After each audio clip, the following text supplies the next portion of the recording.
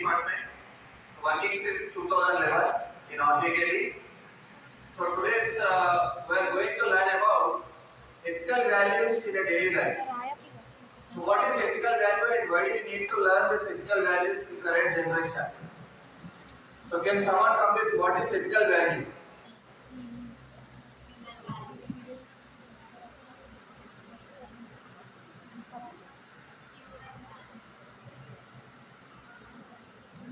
No one knows? Human values. So what is human value? So how do you define the value of a human?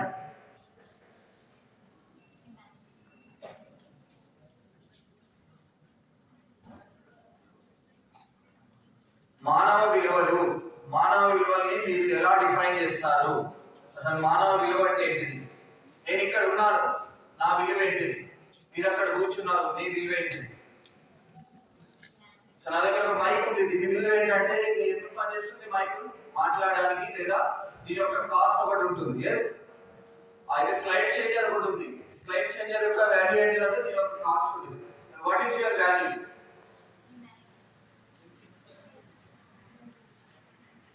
How do you define the human value? మానవ విలువల్ని ఎలా నిర్ణయిస్తారు?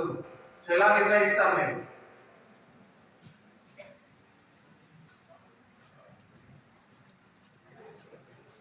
మానవ విలువల్ని నిర్ణయించడానికి మనం చేసే కార్యక్రమాలే నిర్ణయిస్తాయి. మంచి చెడు, మనం ఏ సమయంలో ఏ పని చేయాలి, ఏ సమయంలో ఏ పని చేయకూడదు అని తెలిసిన వాడు ఉత్తమ మానవుడు. సో మనము ఏ పని ఎలా చేయాలి, ఎప్పుడు చేయాలి, ఎందుకు చేయాలి, ఈ మూడు విషయాలు తెలియాలి. అప్పుడే మీరు ఉత్తమ మానవులు, మీరు మంచి వ్యక్తిగా అభివర్ణించబడతారు.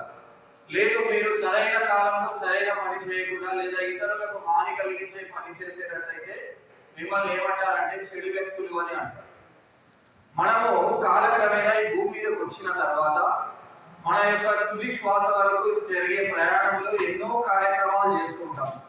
మంచి చెడు అన్ని కార్యక్రమాలు చేసినప్పుడు మనం ఏదో ఒక రోజు త్వరలో ప్రాప్తి లేదా ఈ దేహాన్ని వదిలి వెళ్ళిపోతుంది. మన ఆత్మ దేహాన్ని వదిలి వెళ్ళిపోయినప్పుడు మనల్ని ఏమంటారంటే పార్థివ శరీరం వచ్చినప్పుడు మనల్ని తీసుకెళ్ళడానికి ఒక 4, 10 మంది, 100 మంది మన ఆప్తులు, మిత్రులు అందరూ వస్తారు. వచ్చినప్పుడు మన గురించి పలు విధాలుగా చర్చించుకుంటారు. ఆ పలు విధాల చర్చలో మన గురించి మంచి చెడు అనేది 2 విషయాలు ప్రస్ఫుటంగా అందరి నోళ్ళలో నుంచి నాటుకుంటారు. ఆ రోజు ఏదైతే మంచి చెడు మన గురించి మాట్లాడుకుంటున్నారో అది చాలా అద్భుతంగా ఉండాలి. మీ గురించి లేదా నా గురించి అందరూ ఒక ఆదర్శప్రాయంగా తీసుకోవాలి. మనం చేసే కార్యక్రమాలన్నీ మంచిదని నలుగురు కొనియాడాలి అంటే మన జీవితం అంతా ఉన్నత మార్గంలో ప్రయాణించాలి. ఉన్నత మార్గంలో ప్రయాణించడానికి తోడ్పడేటివే మానవ విలువలు. ఈ మానవ విలువల్ని కనుక మీరు పాటిస్తే మీ జీవితము ఉన్నత మార్గంలో ఉంటుంది. ఆ ఉన్నత మార్గంలో మీ జీవితం పూర్తయిన తర్వాత నలుగురు మిమ్మల్ని ఆదర్శప్రాయంగా తీసుకోవడానికి అవకాశం ఉంటుంది. మరి జీవితం ఉన్నత మార్గంలో ఉండాలి అంటే మనం ఏం చేయాలి? అసలు జీవితం మనకి ఏమి ఇస్తుంది? పుట్టుకతోనే మనకి ఏమొస్తుంది, పోయిన తర్వాత మనతో ఏముంటుంది అనేది తెలుసుకుంటే ఈ మధ్యకాలంలో చేయబడే పనులే మన యొక్క జీవితాన్ని నిర్ణయిస్తాయి. ఇప్పుడు భగవద్గీతలో శ్రీకృష్ణుడు ఏమన్నారు అంటే ఒక మాట అన్నారు, అద్వైత సర్వభూతాన మైత్ర కరుణ ఏవచ. అద్వైత సర్వభూతాన అంటే ఈ ప్రపంచంలో ఉండే అన్ని భూతాలలో, అన్ని భూతాలు అన్ని జీవరాశులలో ఇన్వెంట్గా నేను భూమి మీదకి వచ్చేటప్పుడే వాళ్ళలో మైత్రి, కరుణ, దయ, జాలి అనే మంచి విషయాలన్నీ అందులో ప్రోగ్రామింగ్ చేసి క్రోడీకరించి పంపిస్తాను.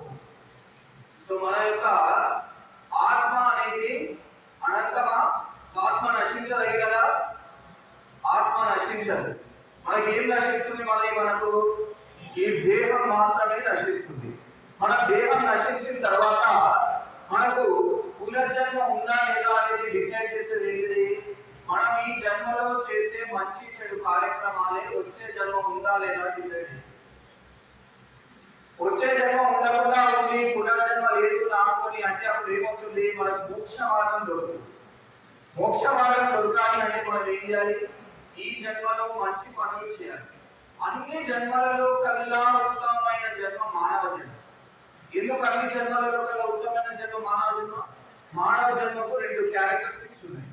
ఒకటి మాట, మనము మాట్లాడగలం. మిగతా జీవరాశి కూడా వాటి యొక్క నాలుకతో పలకలేని శక్తిని కలిగి ఉంటాయి, అవి మాట్లాడలేదు. రెండవది ఏమిటి? మనకు జ్ఞానం. జ్ఞానం అంటే మనం ఏది మంచి ఏది చెడు, ఏది ఎప్పుడు చేయాలి ఏది ఎప్పుడు చేయకూడదు అనే జ్ఞానం మనలో ఉంది. ఈ రెండు మంచి లక్షణాలు ఉన్నప్పుడు మాత్రమే మనం ఏమంటాము? మానవ జన్మ ఉత్తమ జన్మ అని అంటున్నాం. మానవ జన్మ ఉత్తమ జన్మ అని అన్నారు. మరి మానవ జన్మను ఎందుకు ఇస్తారు దేవుడు? ఈ ఉత్తమ జన్మలో మీరు చేసే పనులన్నీ మంచి పనులే ఉండాలి, మీకు మరి ఒక జన్మ ఉండకుండా ఉండాలి, మీరు మంచి కార్యక్రమాలు చేస్తారని ఆశిస్తున్నాను అని చెప్పి మనకి ఇక్కడికి పంపించారు. కానీ మనం ఏం చేస్తున్నాము? ఈ జన్మలో రకరకాలైన పుణ్యకార్యాలు రకరకాలైన పాప కార్యాలు చేస్తూ ఉన్నాం. ఎందుకు చేస్తున్నాము అవన్నీ? మానవ విలువలు పాటించకపోవడము, లేదా మనము అజ్ఞానంలో ఉండడము, ఇలా రకరకాల కారణాలు, లేదా మన యొక్క సామాజిక పరిస్థితులు అంటే మన చుట్టూ ఉన్న పరిస్థితులు, లేదా మన స్నేహితుల ప్రభావము. ఇక అతిపెద్ద భూతం మన దగ్గర ఉన్నది ఏంటి అంటే చరవాణి, మొబైల్ ఫోన్. ఆ మొబైల్ ఫోన్ అనేది ఒకటి ఉంటే చాలు మన యొక్క విలువలన్నీ నాశనం అయిపోయాయి. ఇవన్నీ ఉండడం వల్ల మనం ఏం చేస్తున్నామంటే, మనం ఏం చేయాలనుకుంటున్నామో అది చేయలేకపోతున్నాము, ఏమి చేయొద్దని అనుకుంటున్నామో అది చేస్తున్నాము. అంతే. ఇవన్నీ మారాలి, నేను మంచి మార్గంలో ఉండాలి, నలుగురు నా గురించి మంచి మాట్లాడుకోవాలి అంటే మనం ఏం చేయాలి? ఉత్తమ నైతిక విలువల్ని మనము నేర్చుకోవాలి. సో ఈ రోజు టాపిక్ లో ఎజెండా ఏంటంటే introduction. So what is moral values and what is ethics, and thereafter we go with why are ethical values are missing in current generation.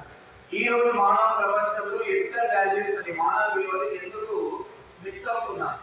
ఒకటి ఎథికల్ వాల్యూస్. అసలు ఎథికల్ వాల్యూస్ అంటే ఏంటిది? ఏ లక్షణాలు మనలో ఉంటే మనం ఉత్తమ మానవులని కొనియాడబడతాం.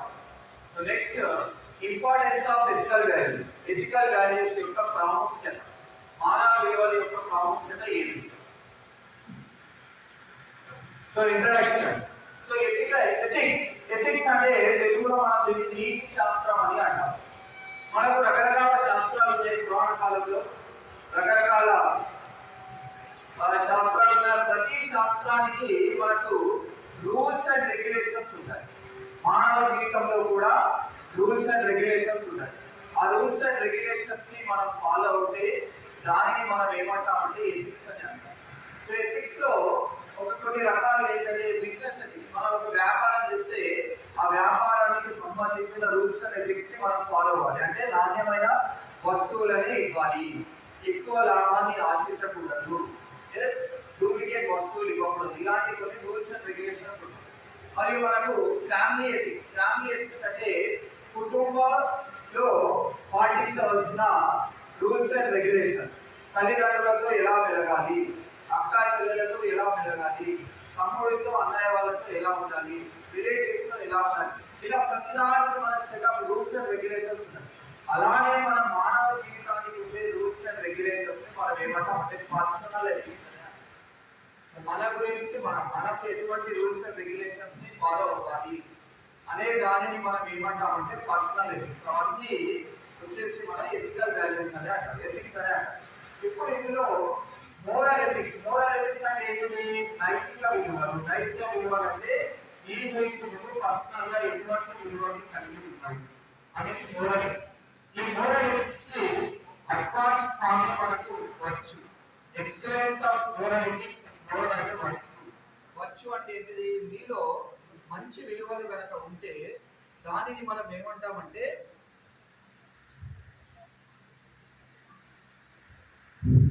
మీలో మంచి విలువలు కనుక ఉంటే దానిని మనం ఏమంటాము? వచ్చు.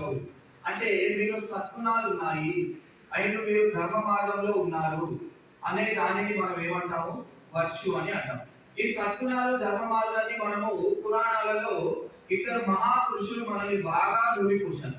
మన భారతదేశం ఏమిటంటే చాలా సంస్కృతి, ధర్మము మరియు మన యొక్క దైవ కార్యక్రమాలు భక్తి ఇదంతా నిండి ఉన్నది భారతదేశం. చాలా రకరకాల ప్రాచీన దేశాలు మరియు పాశ్చాత్య దేశాలు మనకి ఏం చేస్తున్నారంటే భారతదేశాలను రోల్ మోడల్ గా తీసుకుంటున్నారు. రోల్ మోడల్ గా తీసుకొని ఫారినర్స్ కూడా ఈ రోజు మనకు గీత చదువుతున్నారు, భగవద్గీత చదువుతున్నారు. ఎందుకు చదువుతున్నారు భగవద్గీతని? భగవద్గీత ఏమిటి అంటే 700 శ్లోకాలు మనిషి ఎలా ఉండాలి, ఎటువంటి సమయంలో ఏ పని చేయాలి అనేది మొత్తం నిర్దేశించింది ఎవరు? శ్రీకృష్ణ పరమాత్ముడు అర్జునుడికి చెప్పారు. అందులో మీరు ఒకటి గమనించాల్సిన విషయం ఉంది. ఏముంది గమనించాల్సిన విషయము? భగవద్గీత ఎప్పుడు స్టార్ట్ అయింది? అసలు కురుక్షేత్ర యుద్ధం ప్రారంభానికి స్టార్ట్ అయింది. కురుక్షేత్ర యుద్ధం ప్రారంభంలో అర్జునుడు ఏం చేస్తాడంటే యుద్ధ రణభూమిలో అతను ఎవరిపైన అయితే యుద్ధం చేయాలో ఆపోజిట్ గణాన్ని మొత్తం చూస్తాడు. శత్రుగణం ఎవరు? కౌరవులు. కౌరవులలో ఎవరుంటారు? వాళ్లకు సంబంధించిన అన్నదమ్ములు, మేనమామలు, తాతలు, తండ్రులు, పెదనాన్నలు వీళ్ళంతా ఉంటారు. ఉన్న తర్వాత అతను అర్జునుడు ఏమైపోతాడంటే నిస్సాయతకి లోనైపోతాడు. ఎందుకు లోనైపోతాడు? నేను యుద్ధం చేసి నా యొక్క బంధుమిత్రుల పైన యుద్ధం చేసి వాళ్ళని చంపి వచ్చే రాజ్యం ఏదైతే ఉందో ఆ రాజ్యం నాకు వద్దు, అలాంటి రాజ్యం నాకు వద్దు, నేను యుద్ధం చేయలేను అని అంటాను. అన్నప్పుడు శ్రీకృష్ణ పరమాత్ముడు ఏమంటారంటే నువ్వు ఇప్పుడు యుద్ధం చేయకుండా ఉంటే ఏమవుతుంది? జనాలందరూ నిన్ను పిరికివాడు అని అంటారు. ఆ పిరికివాడు అనే పదము నీ యొక్క మరణం కంటే కఠినమైనది, నువ్వు అది భరించలేదు. అయినా నువ్వు ఇప్పుడు యుద్ధం చేస్తున్నది ఎందుకోసము? ధర్మం కోసం యుద్ధం చేస్తున్నావు. నువ్వు ఖచ్చితంగా యుద్ధం చేయాల్సిందే. విజయమో వీర స్వర్గము, అయితే నీకు విజయం వస్తుంది, లేదంటే యుద్ధంలో వీర స్వర్గాన్ని పొందుతావు అని చెప్పేసి అప్పుడు అర్జునుడికి ఉపదేశం ఇచ్చిందే మన గీతా సారాంశం అని. ఇప్పుడు గీతా సారాంశం శ్రీకృష్ణుడు ఇచ్చాడు. మరి మన జీవితంలో శ్రీకృష్ణుడు లాంటిది ఏమీ లేదు. శ్రీకృష్ణుడి జీవితం చాలా పూల పంపు సిల్వర్ స్పూన్ తో ఫీడ్ అయ్యారు. అతడు భగవంతుడు, అతనికి ఎటువంటి కష్టాలు లేవు. కానీ నాకు చిన్నప్పటి నుంచి చాలా కష్టాలు ఉన్నాయి అని మీరు అనుకోవచ్చు. నేను పుట్టగానే చాలా కష్టాలతో పుట్టాను, పేదరికంలో ఉన్నాను, నాకు ప్రాపర్ ఫుడ్ దొరకలేదు, ప్రాపర్ ఎడ్యుకేషన్ దొరకలేదు, నేను చాలా కష్టాలలో ఉన్నాను. ఇలాంటి పరిస్థితులలో నేను ఎటువంటి పనులు మానవులు పాటించలేదు. శ్రీకృష్ణుడు అంటే దేవుడు, అతనికి అన్ని సుఖాలే ఉన్నాయని మీరు అనుకోవచ్చు. మనము శ్రీకృష్ణుడి జీవితమే ఒక కష్టాల సాగరం. ఎందుకు కష్టాల సాగరం? శ్రీకృష్ణుడు పుట్టక ముందే అతని యొక్క 7 అన్నదమ్ములను చంపేశారు. అతి కిరాతకంగా కంస మామ చంపేశారు శ్రీకృష్ణుడి మామ. చనిపోయిన తర్వాత శ్రీకృష్ణుడు ఒక కారాగారంలో జన్మించాడు. ఎవరైనా ఊహిస్తారా? ఎవరైనా జైల్లో పుట్టాలని కోరుకుంటారా? మానవోత్తమైన జన్మ జైల్లో పుట్టాలని కోరుకుంటారా? కోరుకు. సరే పుట్టారు, బాగానే ఉంది. పుట్టగానే తల్లిదండ్రులు తాతయ్యని మొత్తానికి వదిలేసి వేరే చుట్టుకి వెళ్ళిపోయారు. తల్లిదండ్రులు తాతయ్య మొత్తం చిరసాలలోనే బందీలుగా ఉండిపోయారు. జీవితం ఉండిపోయారా? పుట్టిన మరునాడు నుంచే పూతన అనే రాక్షసుల ద్వారా హత్యా ప్రయత్నం జరిగింది శ్రీకృష్ణుడు. ఆ ఒక పూతన అనే రాక్షసుడే కాకుండా రకరకాల రాక్షసులు హత్యా ప్రయత్నం చేశారు. దాంతో యక్షులు మరియు సర్పరాజులు రకరకాల రాక్షసులు శ్రీకృష్ణుడి పైన హత్యా ప్రయత్నం చేసి అతన్ని చంపేయాలని చూశారు. ఇదంతా ఎన్ని రోజులలో జరిగింది? అతను పుట్టిన 16 ఏళ్ళకి ఇదంతా జరిగింది. ఇన్ని కష్టాలు రోడ్డులోకి శ్రీకృష్ణుడు పైకి వచ్చాడు. సరే సుఖంగా ఉందామని చెప్పి వివాహ వయస్సు వచ్చింది. పెళ్లి చేసుకున్న సంతోషంగా ఉందామని అనుకున్నాడు పాపం. అనుకునేసరికి రుక్మిణీ దేవితో మొదటి వివాహం జరిగింది. రుక్మిణీ దేవి పరిణామం ఆడదామని వెళ్ళేసరికి రుక్మిణీ దేవి వాళ్ళ అన్నయ్య రుక్మి. ఆ రుక్మి అనే అన్నయ్యని యుద్ధం చేసి రుక్మిణీ దేవి వివాహం ఆడింది. మళ్ళీ కాలక్రమేణా ఏమైంది? సత్యభామతో వివాహం ఆడాలి లోక పరిరక్షణ కోసం అని వచ్చింది. సత్యభామతో వివాహం ఆడే ఘట్టంలో సమంతకమణిని దొంగలించాడు శ్రీకృష్ణుడు. దొంగ అని ఒక నిందొచ్చింది. శ్రీకృష్ణుడు దొంగ అని నిందొస్తే శ్రీకృష్ణుడు ఏం చేసాడు? చాలా పోరాటాలు సాహసాలు చేసి ఆ సమంతకమణిని తెచ్చి ఇచ్చి అతని నిందలు మొత్తం పగులుతుంది. మళ్ళీ తర్వాత 3వ జాంబవతిని పెళ్లి చేసుకునే క్రమంలో జాంబవతి యొక్క తండ్రి అయిన జాంబవతుడితో యుద్ధం చేసి పెళ్లి చేస్తున్నారు. అలా 3 భార్యలను చేసుకున్న తర్వాత అయినా సంతోషంగా ఉండాలంటే ఒక వ్యక్తికి ఒక భార్య ఉంటేనే చాలా ఇబ్బంది. ఇప్పుడు 3 భార్యలు ఉన్నప్పుడు 3 భార్యలు నాకు తక్కువ చేసినావు, నీకు ఎక్కువ చేసినావు, నాకు కావాల్సింది నాకు ఇవ్వలేదు, నీకు కావాల్సింది నీకు ఇవ్వలేదు, ఒకదానికి ఒకటి సెట్ అవుతారు, ఇంకొకరి దగ్గరికి వెళ్తే ఇంకొకరు ఉంటారు. ఇలాంటి అన్ని ఇబ్బందులు అన్నీ వచ్చాయి. వీళ్ళ దగ్గర ఏం చేస్తారంటే చిరుమత హాసంతో నవ్వుతూ నటించాడు. నీ దగ్గరకు వచ్చినప్పుడు నువ్వే గొప్ప, నీ దగ్గరకు వచ్చినప్పుడు నువ్వే గొప్ప, ఇంకో దగ్గర వచ్చినప్పుడు నువ్వే గొప్ప అని చిరుమందహాసంతో నటించి వాళ్ళ దగ్గర నటన చేసి మనకి ఎన్నో పాఠాలను నేర్పించారు. అలా నేర్పించి వైవాహిక జీవితం అయిపోయే క్రమంలో ఒకనొక సమయంలో సత్యభామ ఏం చేశారంటే పారిజాత పుష్పం కావాలని కోరుకుంటారు. పారిజాత పుష్పం కావాలని కోరుకుంటే శ్రీకృష్ణ పరమాత్ముడు ఇంద్రుడితో యుద్ధం చేసే పారిజాత పుష్పాన్ని తీసుకొచ్చారు. ఇవన్నీ అయిపోయి సంసారిక జీవితం అంతా బాగానే ఉంది అనేసరికి అర్జునుడు పాండవులకు ఒక ఇబ్బంది వచ్చింది. ఆ రాజ్యంలో కురుక్షేత్ర యుద్ధం వచ్చింది. కురుక్షేత్ర యుద్ధంలో ఎటువంటి ఆయుధాలు వాడలేదు, ఎవరిపైన దళిత లేదు, ఏమీ చేయకుండా ఇతను రథసారథిగా ఉండి కురుక్షేత్ర యుద్ధాన్ని అంతా నడిపి ఆ యుద్ధంలో రకరకాల దెబ్బలను తిని రక్తాన్ని కాచి యుద్ధం మొత్తం నిలబడి ధర్మం వైపు నిలబడి యుద్ధాన్ని గెలిపించారు. కురుక్షేత్ర యుద్ధం జరిగింది, చెడు వాళ్ళందరూ చనిపోయారు, కౌరవులంతా చనిపోయారు, ధర్మమే నిలబడింది, అంతా బాగానే ఉంది, ఇక ప్రపంచం మొత్తం బాగుంటది అనే సమయంలో అప్పుడే వస్తుంది శ్రీకృష్ణుడికి శాపం ఇవ్వడానికి గాంధారి మాత. గాంధారి మాత వచ్చి ఏమంటుంది శ్రీకృష్ణుడికి, నువ్వు చేయబట్టి నా యొక్క కుమారులు వీళ్ళంతా చనిపోయారు, నీ యొక్క వంశం కూడా నిర్వీర్యం అయిపోవాలి అని చెప్తే అప్పుడు ఏమవుతుంది, శ్రీకృష్ణుడి వంశం మొత్తం తండ్రులు, తాతలు, మనవాళ్ళు, పెద్దలు, చిన్నాళ్ళు అందరూ తల ముందే చనిపోతా ఉంటారు. చివరికి శ్రీకృష్ణ పరమాత్మ ఈ లోకాన్ని వదిలి వెళ్ళేటప్పుడు ఇతనితో ఎవరు ఉంటారు. ఇన్ని విషయాలు ఎందుకు చెప్పాల్సి వస్తుంది? ఇన్ని కష్టాలు పుట్టినప్పటి నుంచి చనిపోయేంత వరకు ఇన్ని కష్టాలు ఉన్నా శ్రీకృష్ణ పరమాత్మ ఏ రోజు కూడా ధర్మాన్ని విడలేదు, ఏ రోజు కూడా ఒక అసత్యాన్ని ఆడలేదు, ఏ రోజు కూడా ఒక వక్ర మార్గంలో ప్రయాణించలేదు, ఏ రోజు కూడా ఒక చెడు పని చేయలేదు. ఎందుకు చేయలేదు? మనకు కష్టాలు వచ్చినాయంటే ఆటోమేటిక్ గా ఒక వక్ర మార్గాన్ని ఎంచుకుంటాం. సో మన ప్రతి మానవ జన్మ పుట్టగానే అందరూ చాలా స్వచ్ఛంగా ఉంటారు. శ్రీకృష్ణుడి జీవితం కూడా తామరాకుపై నీటి బొట్టు వల్ల చాలా స్వచ్ఛంగా అయిపోయింది.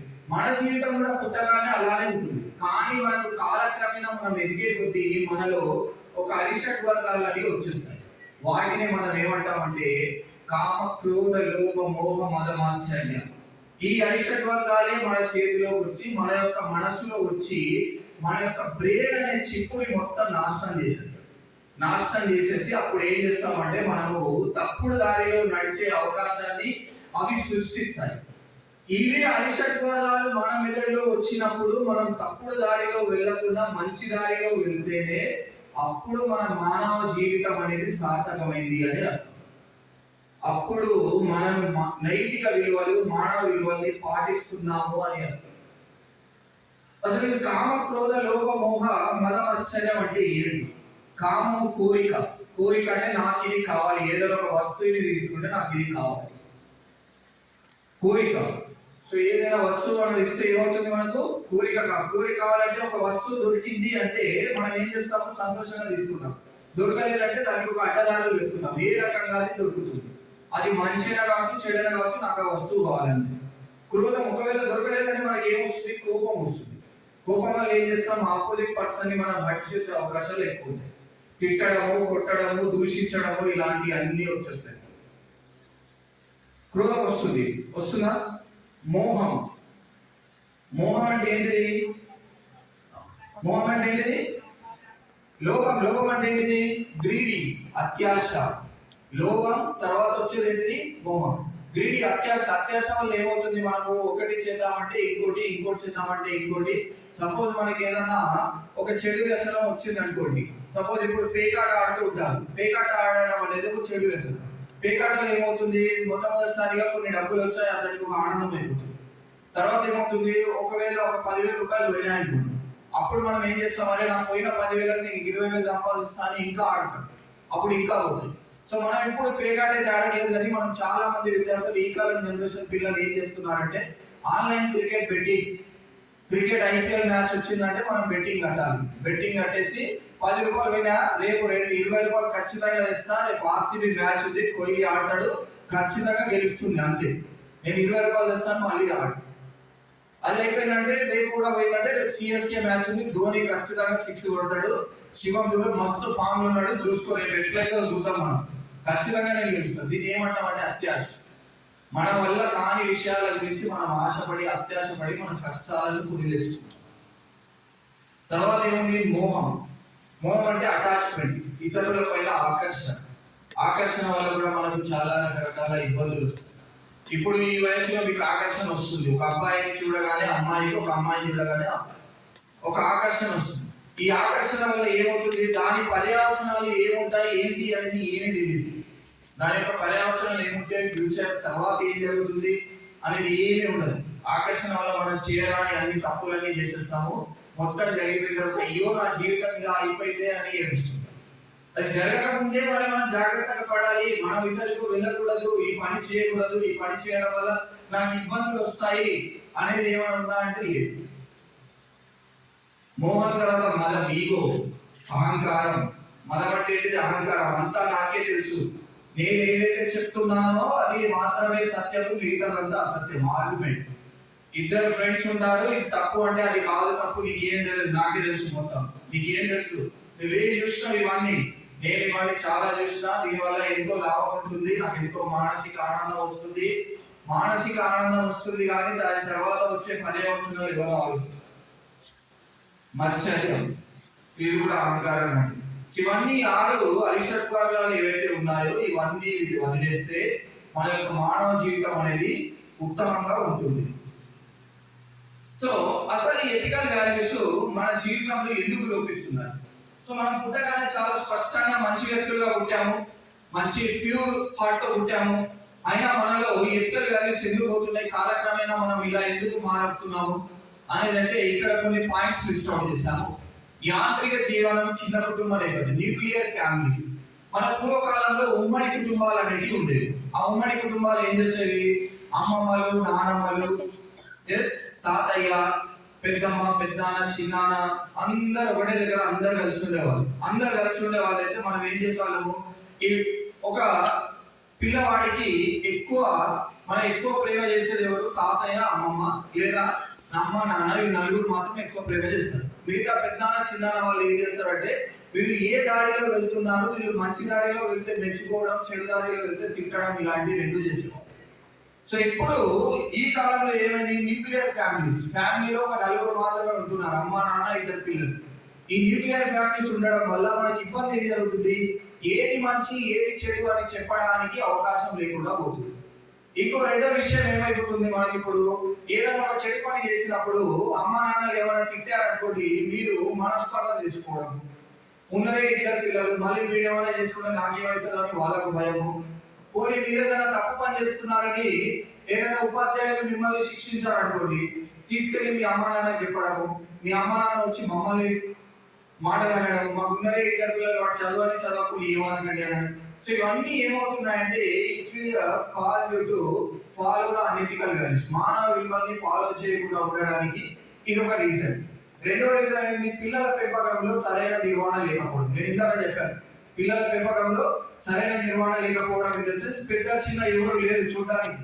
పెద్ద చిన్న లేనప్పుడు ఏమవుతుంది, అప్పుడు ఆటోమేటిక్ గా మనకి ఏది మంచి ఏది చెడు అని చెప్పే వాళ్ళు ఉండరు, దండించే వాళ్ళు ఉండరు.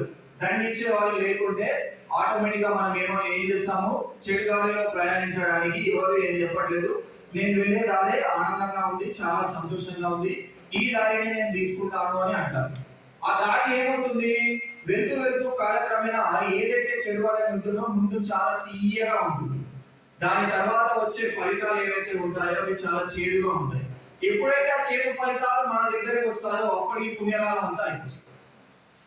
ఏదైతే మంచి ఫలితాలు ఉంటాయో, మంచి పనులు ఏదైతే ఉంటాయో ముందు కఠినంగా చేదుగా ఉంటాయి, కానీ దాని యొక్క ఫలితాలు ఎలా ఉంటాయి, చాలా తీయగా ఉంటాయి. అప్పుడు ఆ ఫలితాలు, తీయని ఫలితాలు ఎప్పుడైతే వస్తాయో అప్పుడు మనకు మనసుకి ఆనందంగా ఉంటుంది, అది శాశ్వతమైన ఆనందాన్ని ఇస్తుంది. ముందు ఏదైతే తీయగా ఉంటుందో అది చివరికి ఖచ్చితంగా చేదుని మిగిలిస్తుంది.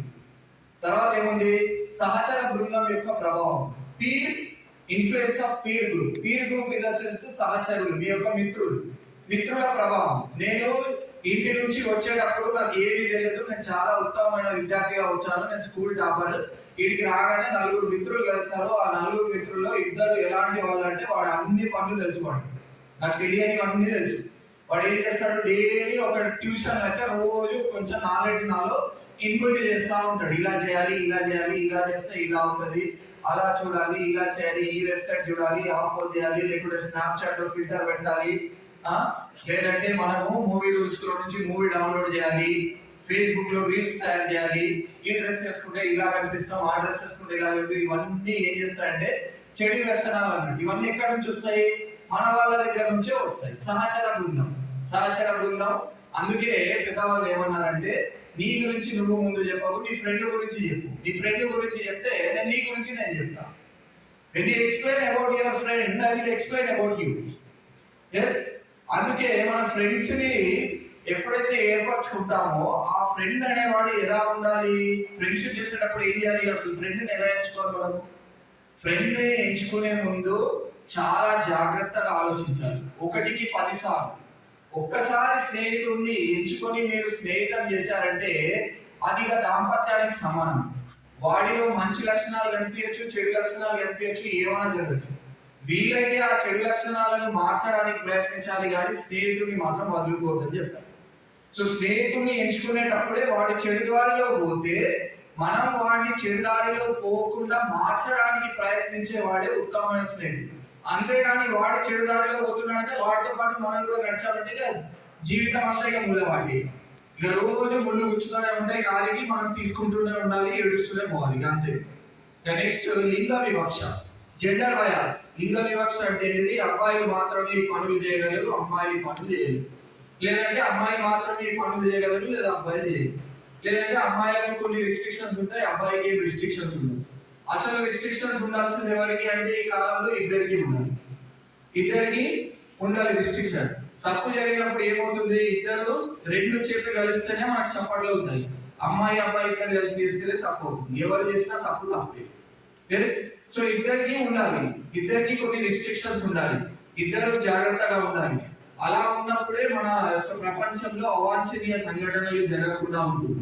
ఈ మధ్య కాలంలో 2 చాలా మేజర్ ఇన్సిడెంట్స్ జరుగుతున్నాయి ప్రపంచంలో. చాలా అవాంఛనీయ సంఘటనలకి ఎవరు ఊహించరు. ఎన్ని చట్టాలు వచ్చినా ఏం జరిగినా కలకత్తా డాక్టర్ కేసు ఒకటి, మరి బంగ్లాదేశ్ లో హిందువుల పైన అఘాయిత్యాలు ఒకటి. ఇలాంటివన్నీ ఎందుకు వస్తున్నాయి? మనము సరైన జీవన శైలిని అవలంబించకపోవడమే, మనలో మానవ విలువలు లేకపోవడమే. లేకపోవడం వల్ల ఇలాంటి అవాంఛనీయ సంఘటనలు ప్రపంచం మొత్తం అక్కడక్కడ కనిపిస్తూ ఉన్నాయి. మనుషులంతా ఒకటి. వివేకానంద గారు ఒక మాట అన్నారు, నువ్వు ఉత్తమ పురుషుడిగా ఉండాలి అంటే మానవ విలువల్ని పెంపొందించుకుంటే సరిపోతుంది, ఏ మత గ్రంథాన్ని చదవాల్సిన అవసరం లేదు అని చెప్పారు. ఏ మత గ్రంథాన్ని చదవాల్సిన అవసరం లేదు, నువ్వు మానవ విలువల్ని సంపూర్ణంగా ఉపయోగిస్తే సరిపోతుంది, నువ్వు ఉత్తమ మానవుడు అయిపోతావు అని చెప్పారు. అన్ని మత గ్రంథాలలో ఏముంటది? అందరినీ ప్రేమించాలి, అందరితో సమానంగా ఉండాలి, అందరూ మంచిగా ఉండాలని చెప్పారు. సో నెక్స్ట్ ఏముంది? ఆధునీకరణ వైపు ఆకర్షణ, అట్రాక్షన్ టువర్డ్స్ మోడర్నైజేషన్. సో ఆధునీకరణ ఏంటిది? ఈ రోజు కరెంట్ జనరేషన్ లో మనకు చిరిగిపోయిన ప్యాంట్ వేసుకుంటే అది ఫ్యాషన్, అటు పోవాలి మనం, అంతే. పూర్వకాలంలో కట్టు సాంప్రదాయబద్ధంగా ధోతి పంచువా ఒకటి సారీ లేదా హాఫ్ సారీ అనేది చాలా సాంప్రదాయబద్ధంగా నిండుగా ఉండేది. పూర్వకాలంలో మేము చిన్నప్పుడు, మీరు స్కూల్కి వెళ్ళేటప్పుడు మా యొక్క నెక్కడికి 2 మొక్కలు పడితే అలానే ఒక కేసి పంపించేవాళ్ళు. పోవర్టీ, పేదరికం.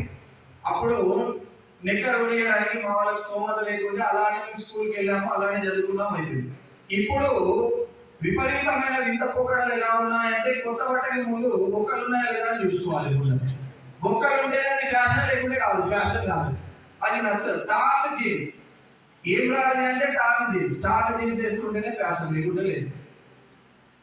పూర్వకాలంలో కట్టుబొట్టు చాలా అందంగా పద్ధతిగా ఉండేది. ఇప్పుడు ఏంటి? రోజు తగ్గించేస్తున్నాం. ఏమనంటే ఇది ఫ్యాషన్.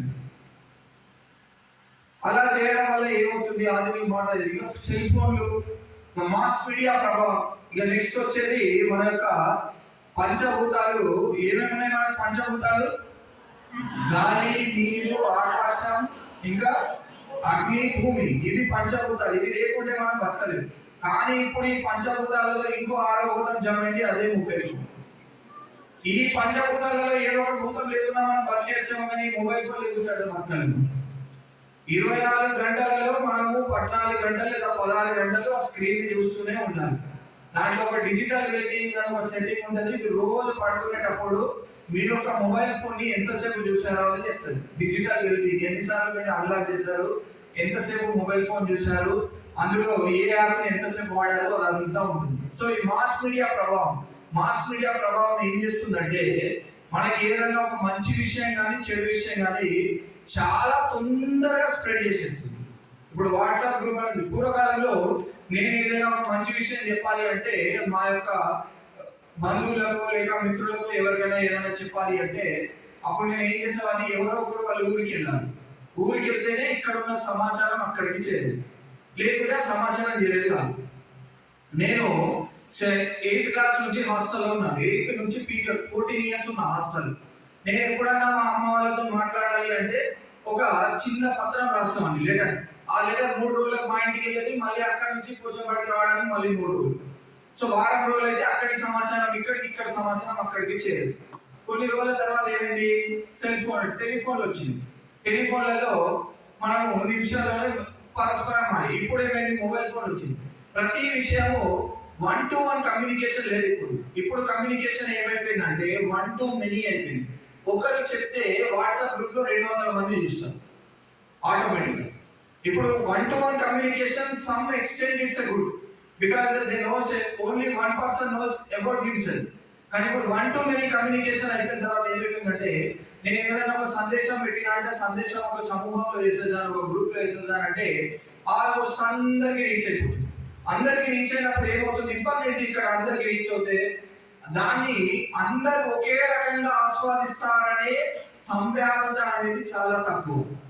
దాన్ని ఒక 20% మంది మంచి మెసేజ్ అని ఆస్వాదిస్తారు, ఇంకో 20% మంది ఏం చేస్తారు, ఈ మెసేజ్ నాకు పనికిరాదని ఆస్వాదిస్తారు. ఇంకో 20% మంది ఏం చేస్తారు, ఈ మెసేజ్ వల్ల నాకు ఏం మంచి జరుగుతుందని ఆలోచిస్తారు. ఇంకో 20% ఏం చేస్తారంటే ఈ మెసేజ్ వల్ల నాకు ఏం చెడు జరుగుతుంది. ఇంకో ఇక లాస్ట్ లో 20% మంది ఉంటారు, వీళ్ళు చాలా ప్రమాదకరం అన్నట్టు. వీళ్ళు ఏం చేస్తారంటే ఈ మెసేజ్ వల్ల ఆపోజిట్ పర్సన్ కి ఎక్కువ నష్టం జరుగుతుంది అని ఆలోచించేవాడి చివరి వాడు. దీనివల్ల ఏమవుతుంది, ఆ నష్టాలను ఒకదాని తర్వాత ఒకటి చూస్తూ దాని వల్ల ప్రభావశీలం అయిపోయి మనం చెడు వ్యసనాలకు వెళ్ళే అవకాశాలు ఎక్కువగా ఉన్నాయి. ఎందుకు వెళ్తున్నామని ఈ కాలంలో సోషల్ మీడియా కూడా ఒక విపరీతమైన చెడు పని చేస్తుంది. మనకు ఏం చేస్తుంది, ఆటో సజెషన్ అనే ఒక ఫీచర్ ఏం చేస్తుందంటే మనం యూట్యూబ్ లో ఏదైతే కంటెంట్ చూస్తామో అలాంటి వాటిని మొత్తం లిస్ట్ పంపిస్తుంది. మనం ఫేస్బుక్ లో ఎటువంటి రీల్ చూస్తామో లేకుంటే ఇన్స్టాగ్రామ్ లో ఏదైతే రీల్ చూస్తామో అవన్నీ గుట్టలుగా వచ్చి పడుతుంటాయి. ఆ గుట్టలుగా వచ్చి పడేసరికి మనకు సమయమే తెలియదు అసలు. అందులో అలా పరిగెత్తుకుంటూ పోతుంది సమయం, అప్పుడే గంట అయిపోతున్నాడు. ఇప్పుడు నేను అప్పుడప్పుడు ఏం చేస్తా అంటే సర్ది తెచ్చుకున్నప్పుడు నా లంచ్ బాక్స్ ఉండదు కదా, లంచ్ బాక్స్ తీసుకురానప్పుడు మనం భోజనశాలకి వెళ్తుంటాం. నేను ఎక్కువగా పంచవటి పక్కన ఉన్న భోజనశాలకి వెళ్తుంటాను. ఆ భోజనశాలకి వెళ్తుంటే నేను అప్పుడప్పుడు అమ్మాయిలను గమనిస్తూ ఉంటాను. ఏంటి, ఒక చేత్తో తింటుంటా, రెండో చేత్తో ఫోన్ చూస్తూ ఉంటాను. ఏంటో ఒక అంబానీ, ఒక అదానీ, ఒక నరేంద్ర మోడీ, ఒక బిల్ క్లింటన్, బిల్ గేట్స్ కూడా వాళ్ళంతా బిజీగా ఉండలేదు. కానీ మనం తినేటప్పుడు మనకు అంత తీరిక ఉండదు, ఫోన్ లో చూస్తున్నాం. 1 కోట్ల నష్టం వచ్చేస్తే ఎంత నష్టం ఉంటుందో, ఎంత ప్రాబ్లం ఉంటుందో మీరు తినేటప్పుడు ఫోన్ చూడకుంటే అంతే ప్రాబ్లం ఉంటుంది. 1 కోటి రూపాయలు నష్టం అయిపోతుందా మీకు ఎంత వాడే పెద్దగా ఆలోచించాడు అంబానీ అదానీ వాళ్ళు ఏం ఆలోచించదు. కానీ మీరు తినేటప్పుడు ఫోన్ చూడలేదంటే 100 కోట్ల నష్టం అయిపోతుంది. ఎందుకు చూస్తారంటే టైం పాస్.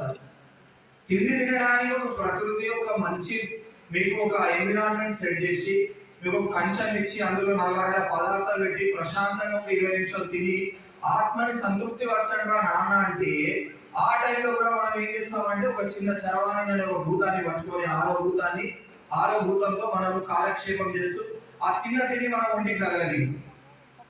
అది సీరియస్ గా ఏమవుతుందంటే అలా తింటే ఆ తిండి మనం ఒంటికి తగలదు, అది డైజెస్ట్ కాదు, మనకు రకరకాల దాని వల్ల భోజనం వల్ల వచ్చే పోషకాలు ఏవైతే ఉన్నాయో అవి మన శరీరంలో వచ్చే అవకాశాలు చాలా తక్కువగా ఉంటాయి. అలాంటప్పుడే మనకి ఏమవుతాయి, రకరకాల వ్యాధులు అనేవి వస్తాయి. ఇప్పుడు ఈ కాలంలో ఈ యుక్త వయసులో ఉన్న విద్యార్థులలో 70% 70% మంది విద్యార్థులకు ఉండే ఏకైక మొదటి రోగం ఏంటంటే రక్తహీనత. మీరు హాస్పిటల్కి వెళ్ళి మీకు ఏదైనా ప్రాబ్లం వచ్చిందని హాస్పిటల్కి వెళ్తారు. హాస్పిటల్కి వెళ్తే అక్కడ మనకి భాస్కర్ రెడ్డి సార్ అని ఉంటారు. ఆయన ఇలాగానే ఏం చేస్తారంటే ఒక సిరంజిలో మీ యొక్క 10 ml రక్తం తీసుకుంటారు. 5 ml 10 ml రక్తం తీసుకొని ఆ రక్త పరీక్షలు అన్ని చేసి నాన్న నీలో కొంచెం హిమోగ్లోబిన్ పర్సెంటేజ్ తక్కువ ఉంది, నీలో రక్తం తక్కువ ఉంది, నువ్వు మంచిగా తినాలని చెప్తాం. మంచిగా తినాలంటే మనం ఏం చేస్తాం, 6 రోజులు అలా చెప్తాము, సరే మంచిగా తింటామని. ఆ భాస్కర్ రెడ్డి సార్ చెప్పిన 6-5 రోజులు ఉంటుంది, ఒక 2 రోజులు ఉంటుంది ఆహారం. 2 రోజులు మంచిగా తిందామని గట్టిగా ప్రయత్నిస్తారు, 3 రోజులు మళ్ళీ మొదటి తక్కువ. ఎందుకంటే మన దగ్గర ఒక ఆరోగ్యం ఉంటుంది, లేదంటే మన దగ్గర ఇంకో రకమైన ఆలోచన ఉంటుంది. ఏం ఆలోచన, ఇక్కడ వండిన వంట ఏం మంచిగా ఉంటుంది, అసలు ఏం పోవట్లేదు, నాకు టేస్ట్ రావట్లేదు, మా అమ్మ వండినట్టు వండట్లేదు. చికెన్ వండుతున్నారంటే దానిలో ముక్కలు ఉంటాయి, మొత్తం మీగా ఉంటాయి. ఇలాంటిది ఒక సైకలాజికల్ గా ముందే మీరు ఫిక్స్ అయి ఉంటారు. ఇలా ఫిక్స్ అవడం అప్పుడు మన దానికి ఉన్న ఆల్టర్నేటివ్ ఏంటిది, దానికి ఆల్టర్నేటివ్ మనం ఫస్ట్ సైకలాజికల్ గా ఫిక్స్ అవ్వాలి. నాకు వచ్చిన ఆహారం చాలా రుచికరంగా ఉంటుంది, చాలా జీవరాశులు దీనికోసం కష్టపడుతున్నారు, నాకు ఫ్రీగా నా ప్లేట్ లో వస్తుంది అనేది ఫస్ట్ రావాలి మన మనసులో. నేను ఇంట్లో ఉంటే పొద్దున 7 గంటలకు నాకు టిఫిన్ అందేది కాదు, కానీ ఇక్కడ నాకు 7 గంటలకి ఒక టిఫిన్, ఒక పాలు అవన్నీ రెడీ చేసి పెడుతున్నారు. బయట ప్రపంచంలో చాలా కోట్ల మందికి ఇది కూడా దొరకట్లేదు, నాకు ఇది దొరుకుతుంది, ఇది మంచిగా లేదు. ఒక్కోసారి మంచి కానప్పుడు మనం ఏం చేయాలి, కొన్ని ఆల్టర్నేటివ్స్ వెతుక్కోవాలి. పెరుగుతోని తినడమో, లేకపోతే పప్పుతోని తినడమో, లేకపోతే పచ్చడి చేసుకోవడమో, ఇంకేదో తినాలి. అంతేగాని మనం ఏం చేస్తాం, ఆల్టర్నేటివ్ వెతుక్కోమంటే చక్కగా ముందుకే వెళ్ళి పంచవాటికి వెళ్ళి అందులో ఉన్న 2 చిప్స్ ప్యాకెట్లు కొని దాంట్లో ఇంకింత హెల్త్ ని పాడు చేస్తున్నాం. దాంట్లో యాడెడ్ ఫ్లేవర్స్ అనేవి ఉంటాయి. యాడెడ్ ఫ్లేవర్స్ ఏముంటాయంటే నోటికి రుచికరంగా వచ్చి ఆరోగ్యానికి హానికరమైనది చేసేవి అన్ని ఏంటంటే యాడెడ్ ఫ్లేవర్స్ అంటారు. సో దానినే ఒక రకమైన డ్రగ్ అని అంటారు. ఇప్పుడు మీరు చిప్స్ ప్యాకెట్ చిన్న పిల్లలు ఉంటారు ఇంట్లో, 5 years 6 years ఉంటాయి, వాడికి కుర్కురే లేదు రోజు వాడు షాప్ కి ఫస్ట్ అదే చూపిస్తాడు, కుర్కురే ప్యాకెట్ చూపిస్తాడు. ఎందుకు, నోటికి రుచికరంగా ఉంటుంది, రోజు కన్జ్యూమ్ చేయడం వల్ల ఈ హ్యాబిచుయేటెడ్ డ్రగ్ లాగా అలవాటు అయిపోతుంది. సో అలాంటి పనులు చేయడం వల్ల ఏమవుతుందంటే మన ఆరోగ్యాలు అనేవి నశిస్తాయి. మరి అసలు మానవ విలువలు ఏమేమి ఉంటాయి మన దగ్గర? So ethical values. సో మనకి ఎథికల్ వాల్యూస్ మన జీవితంలో చాలా ఉన్నాయి. ఎథికల్ వాల్యూస్ చాలా ఉన్నాయి. ఇది చాలా చెప్పడానికి 90 నిమిషాల సమయం సరిపోదు, కాబట్టి నేనేం చేశానంటే అందులో నుంచి ఒక 10 సెలెక్టివ్ గా తీసి పెట్టాను. అది విద్యార్థులకు ఉపయోగపడే ఎథికల్ వాల్యూస్ అన్నట్టు. విద్యార్థి దశలో ఉండాల్సిన ఎథికల్ వాల్యూస్ మానవులు. విద్యార్థి దశలో ఉండాల్సిన ఎథికల్ వాల్యూస్ ఏమేమి ఉన్నాయి? మొట్టమొదటిది రెస్పెక్ట్, గౌరవం. Respect towards everyone, not only elders. Elders దగ్గర రెస్పెక్ట్ గా ఉండాలి. చిన్న పిల్లల దగ్గర మన బుద్ధి పుట్టినట్టు ఉంటాము అంటే కుదరదు. అందరితోనే రెస్పెక్ట్ గా ఉండాలి, అందరూ ఈక్వలే. తల్లిదండ్రులు ఉన్నప్పుడు తల్లిదండ్రుల దగ్గర ఎలా ఉండాలో అది ఆ నడవడిక అలా ఉండాలి. టీచర్స్ దగ్గర ఎలా ఉండాలో టీచర్స్ దగ్గర ఉన్న నడవడిక, టీచర్స్ తో ఉండాల్సిన డిస్టెన్స్, టీచర్స్ తో ఉండాల్సిన రిలేషన్ టీచర్ తో ఉండాలి. తర్వాత అన్న తమ్ముడితో ఎలా ఉండాలి, అక్క చెల్లెలతో ఎలా, వాళ్ళని గౌరవంగా మాట్లాడాలి, అగౌరవపరిచేటట్టు మాట్లాడకూడదు. అప్పుడప్పుడు బాయ్స్ మెస్ లో వెళ్తుంటే బాయ్స్ దగ్గర పోతే అబ్బాయిల మధ్యలో ఎటువంటి వాగ్వాదం వస్తుందో తెలుసా? తినేటప్పుడు ప్రభాస్ సినిమా బాగుందని ఒకరు, ఎన్టీఆర్ సినిమా బాగుందని ఇంకో. ప్రభాస్ తోపు, ఎన్టీఆర్ తోపు, దానికి 4 letter వర్డ్స్ అన్ని వాడుకుంటారు, అసభ్య పదాలు. ఆ పదాలు మనం చెప్పలేము ఇక్కడ. నువ్వు అలా రా, నువ్వు ఇలా రా, అట్లా కాదురా, ఇట్లా కాదురా, నువ్వు రకరకాలుగా మాట్లాడుతుంటారు. ఈ అమ్మాయిలు కూడా ఇది తక్కువ కాదు, వాళ్ళు కూడా రకరకాలమైన విషయాలలో చర్చించుకుంటూ అసభ్య పదాలు. మనం ఉదయం లేవగానే సాయంత్రం పడుకునే వరకు మీరు పలికే పదాలను మొత్తం కౌంట్ చేసుకొని ఒక పేపర్ మీద రాసుకోండి. అందులో ఒక 40 to 50% పదాలు అసభ్య పదాజాలంలో ఉంటుంది. అన్పార్లమెంటరీ లాంగ్వేజ్ అని అంటారు. పార్లమెంటరీ, అన్పార్లమెంటరీ లాంగ్వేజ్ అంటే అది నలుగురిలో మాట్లాడలేని పదాలు. అలాంటి పదాలు మాట్లాడితే మనకు ఒక మానసిక ఆనందం వస్తుంది. ఇలా చెప్పిన నేను ఇది చాలా సంతోషం. కానీ ఇది చెప్పడం వల్ల ఏం లాభమైంది? వెనక్కి తిరిగి చూసుకుంటే ఏమి ఉంటుంది. అలా చెప్పడం వల్ల, అలా పలకడం వల్ల ఏమవుతుంది, కాలక్రమేణా అది అలవాటైపోయి అది ఏమవుతుంది, సొసైటీలో నెగిటివ్ ఇంపాక్ట్ ని తీసుకొస్తుంది. అది ఉత్ప్రేరకాన్ని మనకు ప్రేరేపిస్తుంది. దానివల్ల ఏమవుతుంది, నెగిటివ్ ఇంపాక్ట్ వస్తుంది. నెక్స్ట్ ఏముంది, హానెస్టీ, నిజాయితీ. మనం చేసే ఏ పనైనా నిజాయితీగా చేయాలి. నిజాయితీగా చేయడం అంటే ఏంటిది? ఇక్కడ మనం చేసే పని ఏదున్నా, ఒకరు ఉన్నా లేకున్నా అది నిజాయితీగానే చేయాలి. దానివల్ల ఎవరికి ఎటువంటి నష్టం జరగకూడదు. ఇప్పుడు సపోజ్ నేను పాఠం చెప్తున్నాము, టీచర్ క్లాస్ లోకి వస్తారు. క్లాస్ లోకి వచ్చినప్పుడు ఏమవుతుంది, అటెండెన్స్ అనేది తీసుకుంటారు. మనం అటెండెన్స్ తీసుకుంటే కొందరు మిత్రులు ఉంటారు, మిత్రపక్షపాతులు ఏం చేస్తారంటే ఆ మిత్రుడు ఆ రోజు గైర్ హాజరు ఉన్న, ఆబ్సెంట్ ఉన్న వీడు మెల్లిగా ప్రజెంట్ సార్ అని చెప్పేస్తారు. అంటే ప్రజెంట్ అంటే నేను నీకు అటెండెన్స్ వేయించిన, నువ్వేం టెన్షన్ తీసుకోకు, అటెండెన్స్ పడ్డది ఈరోజు, నువ్వు హ్యాపీగా ఉండు. అలా మిత్ర పక్షపాతం చేయకూడదు. ఏదైనా పని చేయమంటే నిజాయితీగా చేయాలి. ఏదైనా అసైన్మెంట్ రాయడానికి ఇచ్చినామంటే మనం అసైన్మెంట్ రాసే పద్ధతి ఎలా ఉంటుంది అంటే, అందరూ ఒక బెడ్ మీద నలుగురు కూర్చొని 4 ఇయర్ ఫోన్లు చెవులలో పెట్టుకొని ప్రశాంతంగా ఒకటే కాపీ మధ్యలో పెట్టి అందరు బరా బరా బరా బరా బరా గీకి సార్ మౌన పడాలి. సార్ అసైన్మెంట్ బుక్స్ అన్ని కరెక్షన్ చేసేటప్పుడు జిరాక్స్ మిషన్ అయినా తప్పు చేస్తుందేమో కానీ ఇది తప్పు చేయలేదు. జిరాక్స్ అంటే చాలా జిరాక్స్ వల్ల అప్పుడప్పుడు ప్రింటర్ ఖరాబ్ అయ్యో, లేకుంటే అందులో క్యాటరేజ్ లేకుండా అక్కడక్కడ బ్లాక్ ప్రింట్స్ అవి డాట్స్ అన్ని వస్తాయి. కానీ అసైన్మెంట్ బుక్ లో ఏమి ఉండవు, మక్కి ఒక మక్కి చనిపోతే అది కూడా అతికించి పెట్టేస్తారు. ఇలానే రాయాలి, ఇలా రాయాలంటే కుదరదు. సో ఇలాంటివన్నీ ఏమని వస్తాయి, నిజాయితీ అంటే మనం చేసే పనులలో నిజాయితీ లేదు. ఎగ్జామ్ రాసేటప్పుడు కూడా మీరు చాలా రకరకాల తప్పులు చేస్తూ ఉంటారు. సో మనకు మార్కులు తక్కువ వస్తే ఏమవుతుంది, ఎగ్జామ్ రాసేటప్పుడు ఏం చేస్తాడు, మొదటి 2 గంటలు చాలా క్రూషియల్ గా ట్రై చేస్తారు, ఏం చేయాలి. ఇక చివరి హాఫ్ అన్ అవర్ లో ఏబిసిడీలు ఎలా చెప్పుకుంటే వస్తాయి. ఆ ఏబిసిడీలు అన్ని పేపర్లో రావాలి, లేదంటే చూపెట్టు చేయకు. కొందరు ఉంటారు మేధావులు, ఒకరు పాట పాడగలిగారు, కొందరు వాష్రూమ్కి వెళ్ళిపోయిన తర్వాత వాడు అక్కడ గోడ మీద రాసిస్తాడు అన్ని ఏబిసిడీలు. మిగతా వాడు మళ్ళీ వాడు చూసుకొని వస్తాడు, వచ్చి రాసి. సో ఇవన్నీ ఏంటంటే అనెథికల్ వాల్యూస్ అన్నట్టు. సో ఇవన్నీ ఏంటిది, అనెథికల్ వాల్యూస్ అన్నట్టు. మానవ విలువలు లోపించడం, నిజాయితీ లేకపోవడం. ఫెయిల్ అయితే ఏమవుతుంది, మళ్ళీ ఒకసారి పాస్ అవ్వచ్చు. ఇప్పుడు మీరు ఇక్కడ కాపీ చేయడం వల్ల ఎవరికి ఇబ్బంది, ఫ్యాకల్టీకి ఇబ్బంది లేదు. ఎందుకు లేదు, మీరు పాస్ అయినా ఫెయిల్ అయినా మాకేం పెద్ద నష్టం లేదు. ఒకవేళ మీరు ఫెయిల్ కాకుండా పాస్ అయ్యారు అనుకోండి, ఇలా కాపీ చేసి, రేపు అదే కాన్సెప్ట్ ఎక్కడైనా బయట మీరు ఆఫీస్ లోనో లేకుంటే కంపెనీలోనో లేదా మీ ఉద్యోగంలోనో అది ఇంప్లిమెంట్ చేయాల్సిన అవసరం వస్తుంది. అప్పుడు మీకు ఏమైనా తెలుస్తుందా, ఏది తెలియదు. ఎందుకు తెలియదు, వెనక్కి నేను చూసుకుంటే పూర్వకాలంలో నేను ఏం చేసినా మా పక్క ఫ్రెండ్ దాంట్లో చూసి రాసిన, నాకు ఆ టాపిక్ గురించి ఏం జ్ఞానమే లేదు. జ్ఞానం లేనప్పుడు నేను ఏం చేస్తా, ఆటోమేటిక్ గా నేనేం రాయలేదు, నేనేం ఇంప్లిమెంట్ చేయలేదు. తర్వాత కంపాసిషన్ అంటే కరుణ. ప్రతి ఎదుటి వ్యక్తిని చూడగానే మనకు జాలి దయ కరుణ అనేది రావాలి. జాలి దయ కరుణ అనేది ఎలా వస్తాయి, మనకు సపోజ్ ఈ కాలంలో ఏం చేస్తున్నామంటే, పూర్వకాలంలో కరుణ ఎలా ఉండే, ఈ కాలంలో కరుణ ఎలా ఉండే అనేది ఒక చిన్న ఉదాహరణ చెప్తాను. ఒక గ్రామంలో ఒక చెరువులో ఒక పిల్లాడు పడిపోయాడు. పూర్వకాలంలో ఆ చెరువులో పిల్లాడు పడిపోయాడని చెప్పగానే ఊరంతా వచ్చి ఆ పిల్లాన్ని కాపాడడానికి ప్రయత్నిస్తూ ఉంటారు. తాళ్ళు లేకుంటే జాలి లేకుంటే ఇంకేదో వలలు అవి వేసి ఆ కుర్రాన్ని పైకి లేపడానికి నిచ్చేది అవి వేసి తీయడానికి ట్రై చేస్తూ ఉంటారు, బావిలో పడ్డ చెరువులో. ఇప్పుడు ఈ కాలంలో ఎవరైనా చెరువులో పడ్డారని వెళ్తే ఫస్ట్ అక్కడికి వెళ్ళి ఒక ఫోటో తీస్తారు. ఫోటో తీసి సోషల్ మీడియాలో అప్లోడ్ చేయాలి first. So incident happen in so and so place. తర్వాత ఒక సెల్ఫీ దిగాలి. సెల్ఫీ దిగేసి నేను ఇక్కడ ఉన్నానని నేను ఏం చేయాలి, నేను ఉంటా, ఇక్కడే ఉంటా నేను. ఫోటో అప్లోడ్ చేసా, స్టేటస్ అప్డేట్ అయిపోయిందా, అయిపోయింది. సో ఇలాంటి విషయం.